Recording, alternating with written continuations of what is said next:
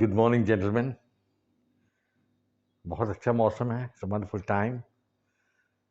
पर मैं आपके पास एक बहुत गंभीर बात के ऊपर बात करने वाला हूँ। I am going to talk to you on something very very serious.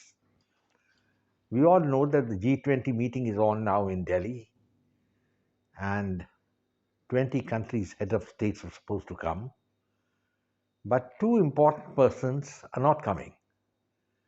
The first is Vladimir Putin, and I understand that now the Chinese president, he is also not likely to come. Well, it is the prerogative of any country president to attend or not to attend. But so far, he has been attending all the meetings of the G20 earlier. And recently, he just went and attended the meeting even in Johannesburg of the BRICS conference. Vladimir Putin, of course, has an axe to grind because an arrest warrant has been issued against him, and he was advised not to come to South Africa because South Africa is a signatory to the International Court of Justice Convention, and they were duty bound to arrest Putin, who has been declared as war criminal.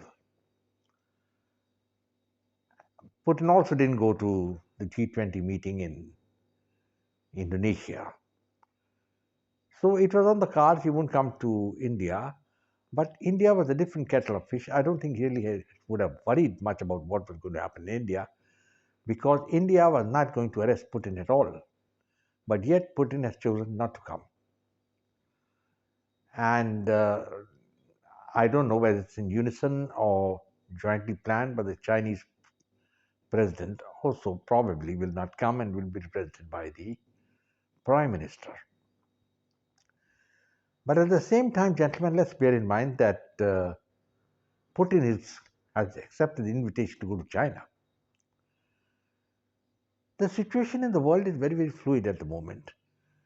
All the shots at the moment are with the Western powers and the Americans. They control the International Court of Justice. They control the international monetary system. They control the world economy.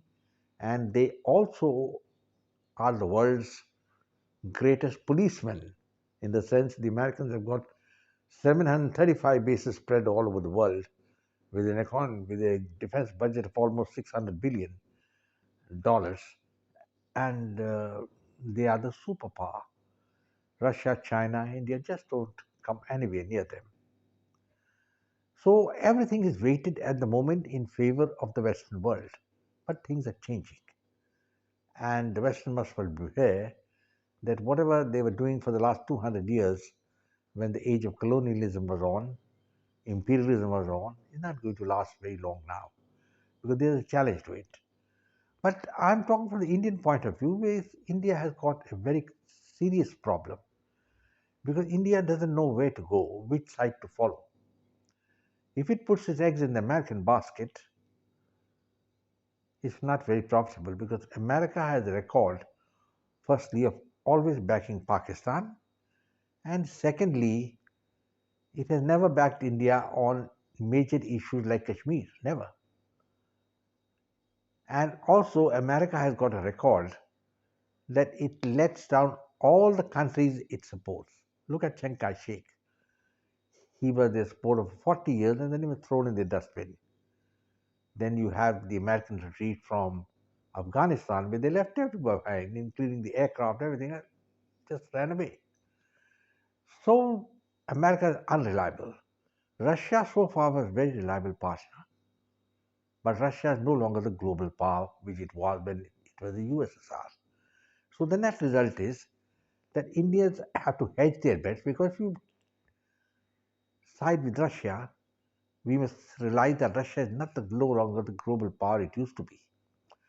But at the same time, we must remember that in our region, Russia is a very, very powerful country, and now it is an ally of China. And it looks to my mind that in case tomorrow the Russians ditch India, thinking that India has let them down, and join up with China, and do not support India in the United Nations and other places, India could get to serious problems. So something has to be done to break the ice. Somebody has to bite the bullet. The Indians have to do it. The onus is on Narendra Modi to do it. I'm pretty confident he's well aware about the political situation. You can just imagine, even a small country like Nepal is having territorial claims against India. I mean, you just think India is a big punching bag, you can just keep punching India around. And this entirely has the problem created by one man that is called Jawaharlal Nehru. I mean, I feel very sorry, that this man should have become the Prime Minister of India. The net result of what he has done, as you all know, is that he's reduced India to a fifth-rate power during his time. India has risen up by its own ability under Narendra Modi, because he brought a fresh air into the Indian political system, and even now we have people who are trying to undermine him. We have got so many Mir Jafars and Jaichans. But, gentlemen, coming down to the G20 conference, I think India is doing great, and we have lots of people coming. Even Joe Biden is coming, Rishi Sunak is coming, the French president, I think Macron, is coming, and he has done a good thing by not inviting Zelensky. Now, Zelensky is not generally being invited in all these meetings, and he's got no business really. I mean, Ukraine neither a world power, neither an economic power, nothing, and he was being called because uh, he was riding piggy bank on the Americans and the British. So India has followed its own independent policy and not called Zelensky. He shouldn't have been called, and that's very well done, Mr. Modi, very well done. But India has to take continence of what's happening now between Russia and China, and India has to make overtures to Russia. If India doesn't do it and if we lose the friendship with Russia, we will lose the battle with China. China is in a belligerent mood. It has now published maps which show that Arunachal Pradesh and certain other areas are part of China. Well, tomorrow they could claim any amount of things, but then this becomes the friction point because China has a very powerful military. How far and how good they are in battles have to be tested. But India is vulnerable because all our population centers are close to the border, just about 100 miles from the Himalayas. But we shouldn't get scared of the Chinese because the Chinese have a limitation of operation of the aircraft in Tibet because of the high altitudes involved.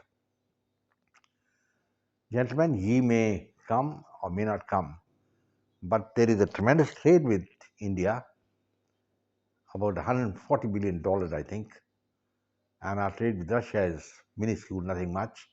But Russia is a military power, and the Russians have always been friends with India, except in the 62 crisis war with China when they sided with China and referred to India as a friend and China as a brother.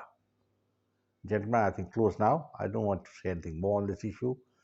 Situation is red hot. India faces a very hostile environment, and if India doesn't manage friends with Russia, it's going to be very, very disastrous. I will close now and say, Jai Hind, glory to India. Do subscribe to my channel, share it with your friends, give your comment, like it, and I'll close now and say goodbye and God bless. Thank you.